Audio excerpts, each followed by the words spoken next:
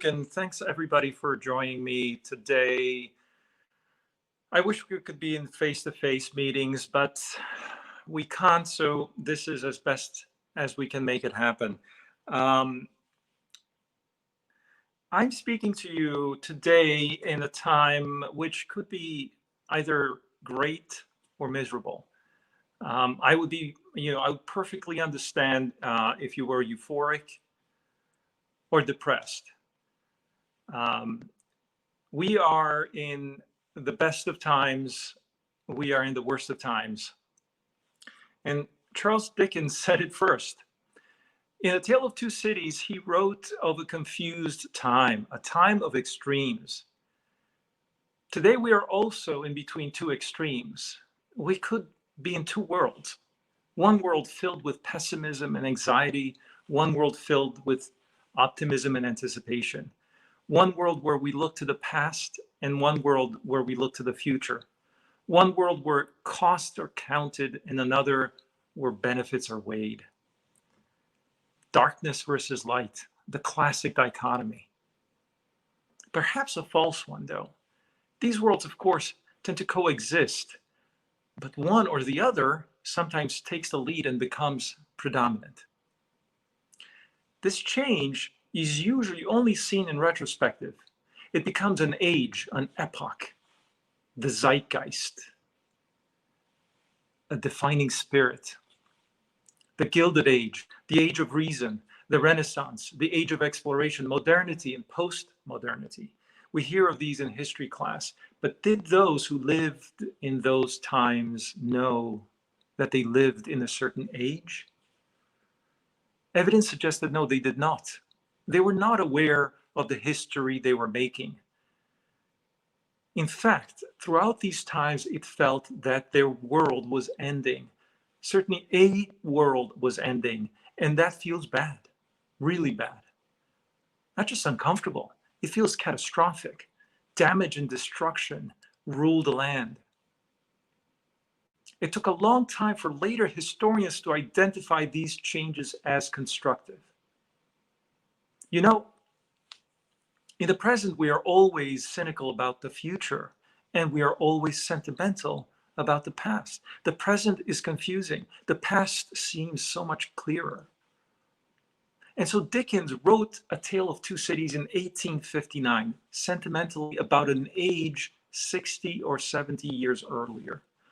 Those years he wrote about were the best of times and the worst of times. It was an era of revolution. An era started with the American Revolution, continued with the French Revolution, and ended with the Industrial Revolution, the age that Dickens lived in.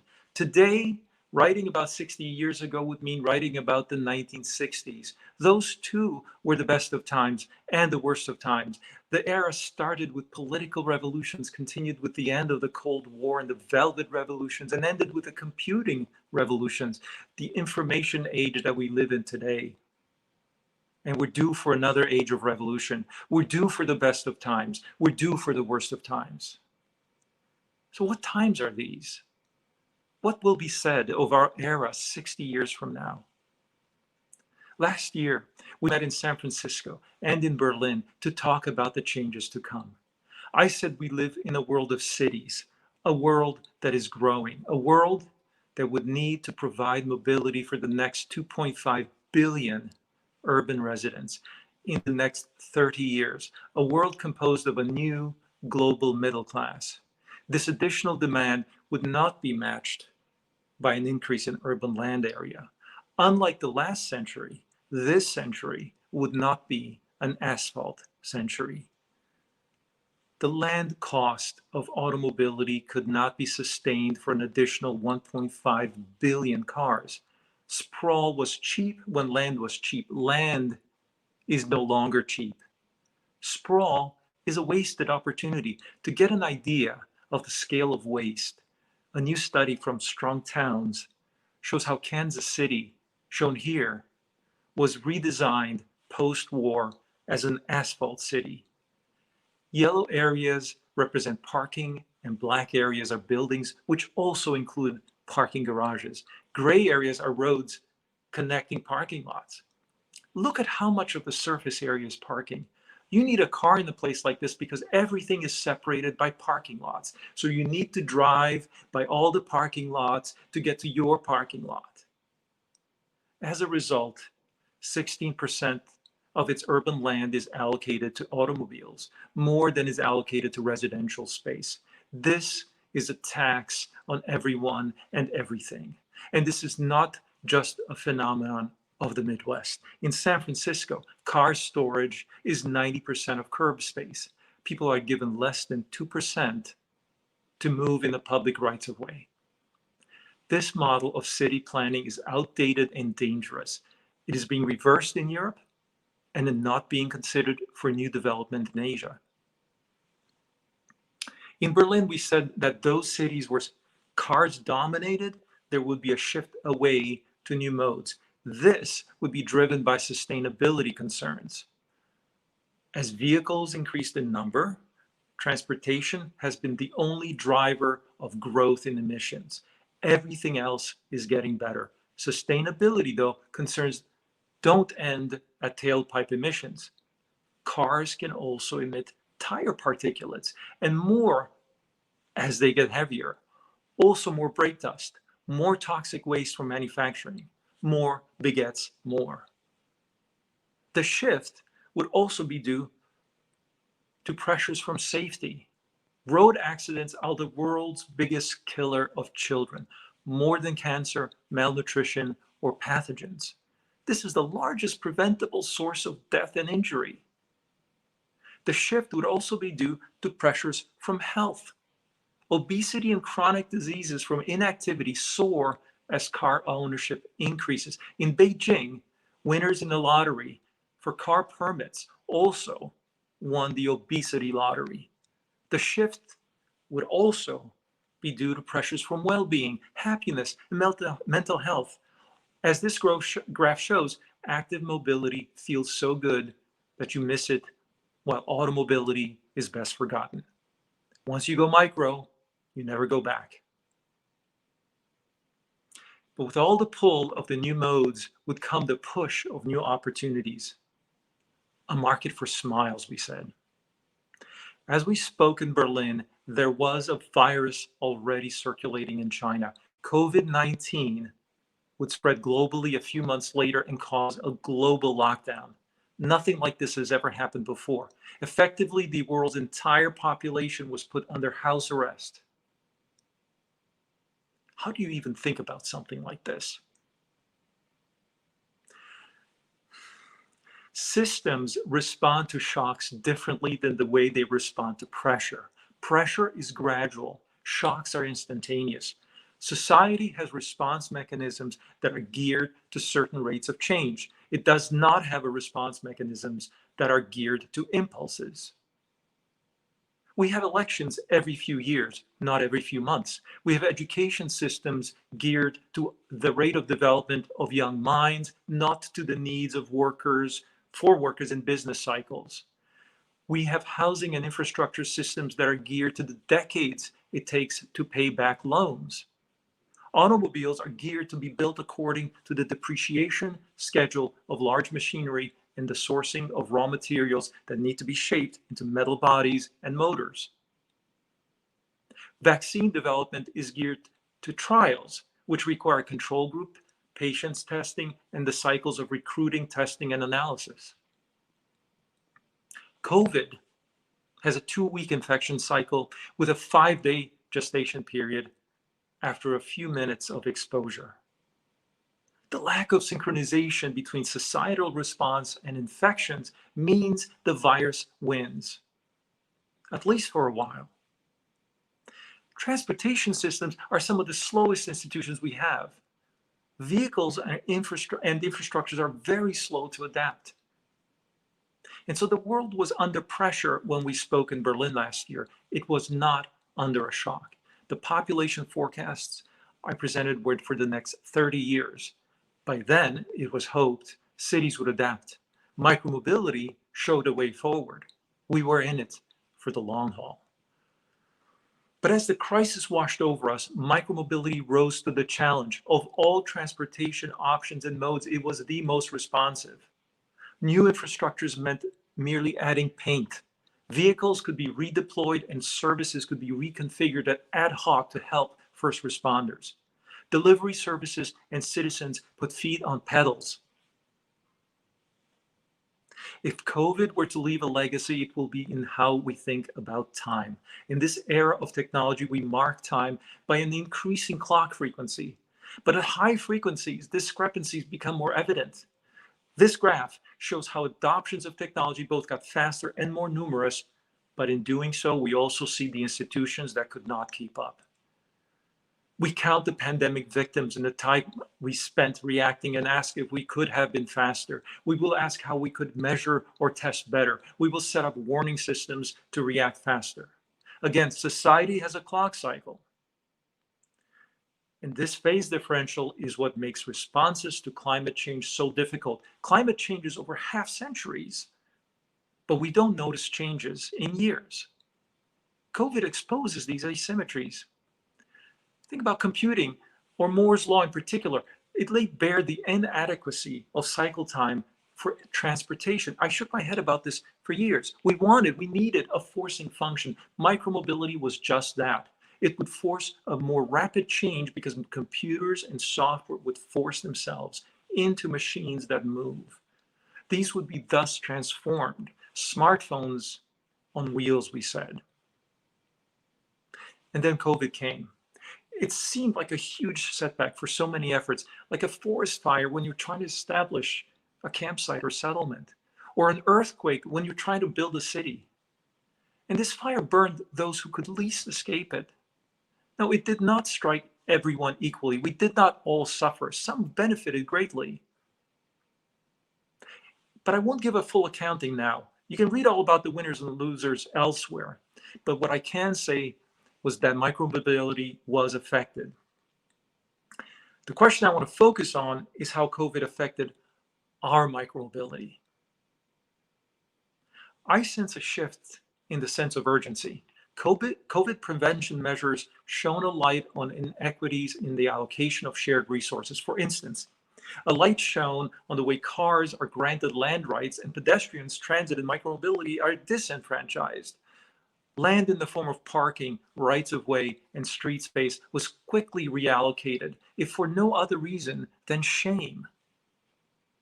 COVID stressed transit, which caused many to discover micromobility as an alternative to shared cars and shared trains and shared buses. Individual transport, convenient in small doses, was a revelation to many. Certainly, demand for shared micromobility also evaporated. But it condensed as well. It had to condense because most trips are still short.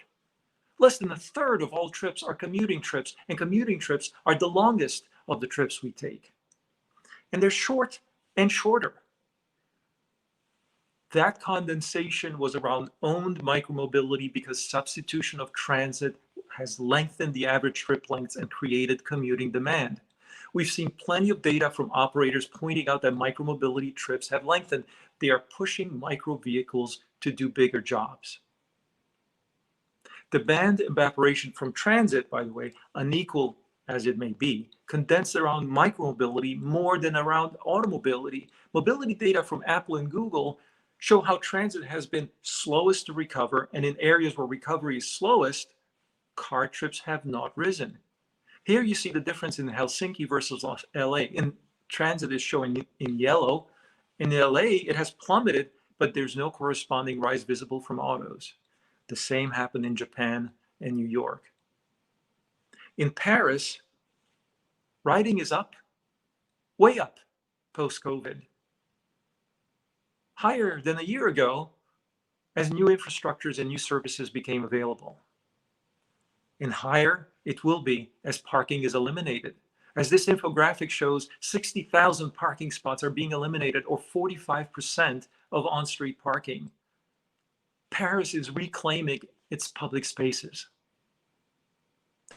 If you were to have asked a year ago, what were the changes we would most desire today, they would be: 1, more access for micromobility, more permits, more parking, more bike lanes. 2, more people using small vehicles. 3, more partnerships with transit, with car sharing, and with ride hailing. And we got all 3.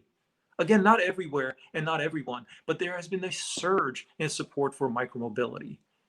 It's not just the mayor of Paris who has just been reelected on the micromobility platform, but none other than Joe Biden endorsed micromobility at the Democratic National Convention as an area of investment for the nation. Micromobility is now a political force. To summarize, more access, more adoption, more distribution. We see growth in all these areas. But what about more cars? Here's how to think about it. Cars are a response to fear. Micromobility is a response to confidence and security. So if you believe we will be living in fear, then invest in cars. If you believe we will be living in confidence, then invest in micromobility. It's a simple bet. The cost of cars will continue to rise. The total economic damage will increase in car-dependent regions. And it will become more restrictive than liberating. However, I'm not in agreement with those who say cars are the enemy. Cars do not need to fail in order for micromobility to succeed. The analogy of the personal computer versus its predecessors, or the smartphone versus the PC, comes to mind. Each disruption in computing was characterized by 2 things. First, it was about smaller form factors, going from building size to floor size to desktop to laptop to pocket size to wearable.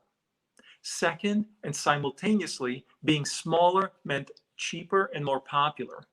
Thus, the installed base went from hundreds to thousands to millions to billions. Each new generation of computer lived with and benefited from the previous. It conformed to it and gently stripped it of usage, so gently that it felt good to be rid of the least profitable customers. It also crucially created its own demand, a demand the previous generation was uninterested in. The way to think about cars are as over-serving personal transport.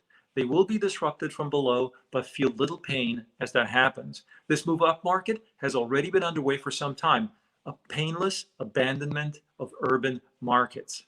The reality today is that we do not have a market for cars, but a market for SUVs. In the United States, by 2025, the light truck segment is expected to reach 78% share of sales. Even in China and Europe, the SUV is becoming the dominant category. And in chasing this upmarket move, the industry is increasing its climate debt. And the SUV alone has undone all the benefits of reduced emissions in the sector. As automakers go upmarket, they create a vacuum below and they can't help themselves. Now I need to talk about consolidation. We knew this was coming. When an industry is born, the number of new firms is huge. After it became clear how cars could be made, thousands of car companies were born. This graph shows the births and deaths of car companies by year for the United States. Note that nearly as many were born and died, and that the churn, the overall birth rate, peaked just before Ford introduced the Ford production system. As that model of mass manufacturing and mass distribution took hold, there was an extinction event. The experimentation phase had ended.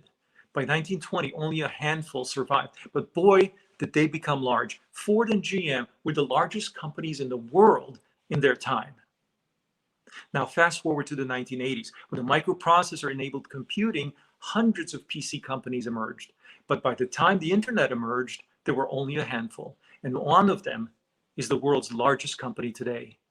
And when the internet was young, we had a dot-com boom where thousands of internet startups were formed. Today, Amazon and Google dominate. Same with social media and smartphones. This graph shows the top 8 largest companies in the world by market capitalization in 2020 and 15 years earlier. Technology companies are in yellow. Not only did they come to dominate, but they became bigger than any other companies. This isn't a zero-sum game. There was no market for smartphones or cloud services or e-commerce or social media until these markets were created out of thin air. At each stage of these industries, we did not know what formula would be the winning formula. Mass production, mass distribution, ecosystems, operating systems, modularity, integration, algorithmic targeting, and logistics with cloud infrastructures. These formulas were devised ad hoc through trial and error. Some vision, but a lot of hard work and good luck. I was present through at least two of these consolidations. The first was in the PC market, and the most prominent victim then was Apple. It lost the PC war to Microsoft and was left for dead in the late 90s. Apple did not recover because its version of the PC, i.e. the Mac, became ascendant again. It recovered because it created a new market for devices, effectively more microcomputers, first in the form of an iPod, then an iPhone, then an iPad. It is now delving into even more microcomputers in the form of wearables, computers that fit in your wrist or in your ears or perhaps on your face. This transition was partly vision, partly timing, but a lot of iteration and a lot of determination and persistence. Polishing rocks is what Steve Jobs called it. This is where we often fail as strategists. We think a vision is sufficient. It's necessary, but not sufficient. A magic formula does not exist. A shortcut does not exist. Perseverance is crucial. An overnight success takes a lifetime to build. The same is true now. We don't know the magic formula for micromobility. Nobody does. But in the trial and error is where we're all a part of. And perseverance is what we must all provide. I believe the COVID crisis accelerated what was already happening. The power of technologies for knowledge workers, e-commerce, remote work, remote education, on-demand entertainment, and on-demand transportation are accelerated. And in the process, they are displacing retail, commercial real estate, schools, theaters, and transit. As new alternatives improve, demand in the predecessors may not recover. It's a slippery slope. Now, I believe micromobility is a net beneficiary of this. Its job is urban freedom, and the long-term trends of increased urban demand are unchanged. We don't have the data for 2020 yet, but the hints are there. You've heard, I'm sure, that e-bike sales are booming, but they've been booming for more than a decade outside the US. If you see the volumes in Europe, especially relative to electric cars and even mopeds, you'd have said this was a revolution. Heading into 2020, we see this trend largely unchanged, even with shops being closed and lockdowns flaring up. But this is only a part of the story. The unspoken giant in the room is China. I have to expand the scale by a factor of 10 to show e-bike sales in China. Analysts at Bloomberg New Energy Fund are projecting the e-bike install base at 600 million by 2040. I believe a billion is just as likely and even sooner. And this is not including scooters. Micromobility really will scale like the smartphone.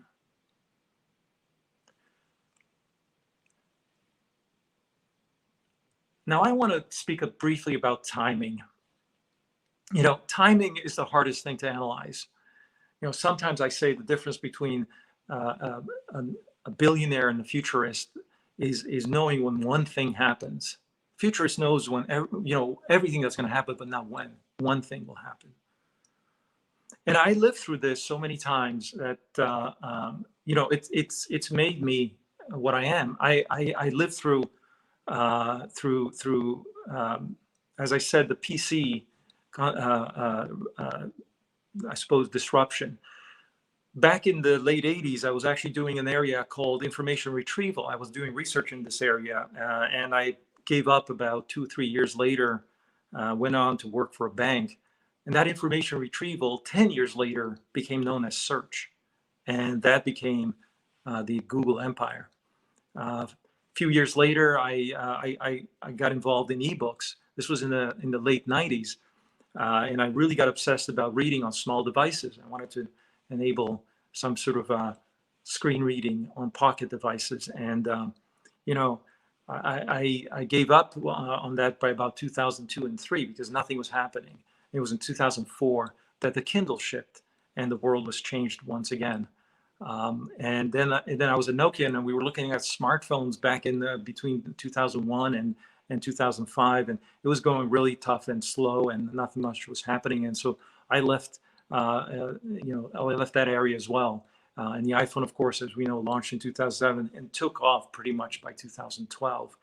So I've seen three major disruptions occur, and I was part of it early on, and I was too impatient to see it through. And I just was hoping for another chance. And as far as I'm concerned, this is it. Micromobility is a disruption that we're living through right now, and it is the best of times and it is the worst of times. But this is not the time to give up. So I'm not giving up, and I hope you're all coming with me. Thank you.